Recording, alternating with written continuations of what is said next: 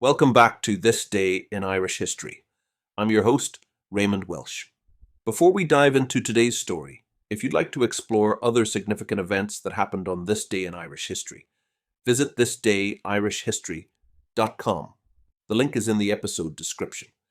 Now, let's journey back to April 1st, 1922, when the streets of Belfast bore witness to one of the darkest and most harrowing episodes of the post-partition period, the Arnon Street killings. 6 Catholic civilians were brutally murdered by members of the Royal Irish Constabulary's reserve force in what was widely viewed as a retaliatory attack. These killings shocked the city, exacerbated deep sectarian divisions, and offered a grim window into the chaos that gripped Ireland in the wake of the Anglo-Irish Treaty. To understand the horror of that night, we must first step back to the fraught political atmosphere of early 1922.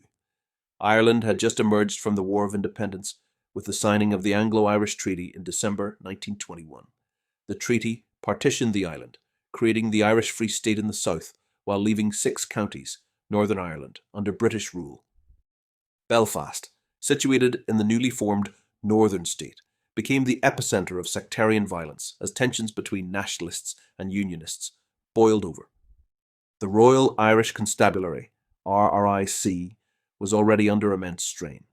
In the north, the newly formed Ulster Special Constabulary, largely Protestant and Unionist, had taken on the mantle of security enforcement.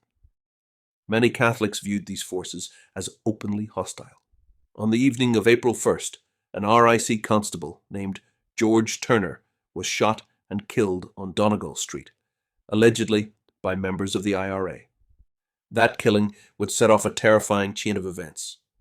Later that same night, a group of uniformed men, widely believed to be members of the RIC's reserve force, descended on the New Lodge area of Belfast. What followed was not a search for suspects or an attempt at justice. It was a coordinated act of vengeance. The first victim was 50-year-old John McCrory, shot dead in his home on Stanhope Street in front of his wife and children. Just minutes later, 3 men, Thomas Donnelly, William Spallin, and Samuel Donnelly, were murdered inside a house on Arnon Street. All 3 were unarmed civilians. Their attackers, reports suggested, burst in, asked no questions, and opened fire. 2 more victims followed that night. 18-year-old Michael Loughran was shot on Park Street, and Bernard McKenna was killed nearby. All were Catholic. None had any proven connection to the IRA, and their only apparent crime was their religion. The coordinated nature of the attacks, the use of police uniforms, and the brutality with which the murders were carried out shocked even those accustomed to Belfast's cycle of violence. What made the Arnon Street killings so infamous was not only the number of victims, but also the perception, widely held, that the attacks were carried out by those sworn to uphold the law. The incident drew international condemnation and deepened the sense of injustice felt by the Catholic minority in Northern Ireland. While no one was ever formally charged for the murders, the names of several officers were circulated in nationalist newspapers, further damaging the already fragile credibility of the RIC.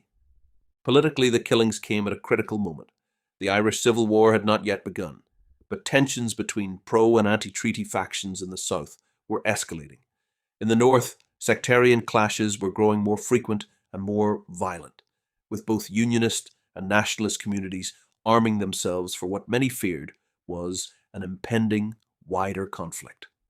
The Arnon Street massacre added fuel to this volatile mix, reinforcing the belief among many nationalists that the northern state could never be a neutral or safe home for Catholics. In the years that followed, the Arnon Street killings would become a grim symbol of the lawlessness and sectarianism that gripped Belfast in the early years of partition. For many, they underscored the failure of the state to protect all its citizens equally. For others, they marked a point of no return in a city already scarred by division. Thank you for joining me on this journey through Ireland's rich and at times tragic past. Please like and subscribe. And until next time, I'm Raymond Welsh. Slán go Foil.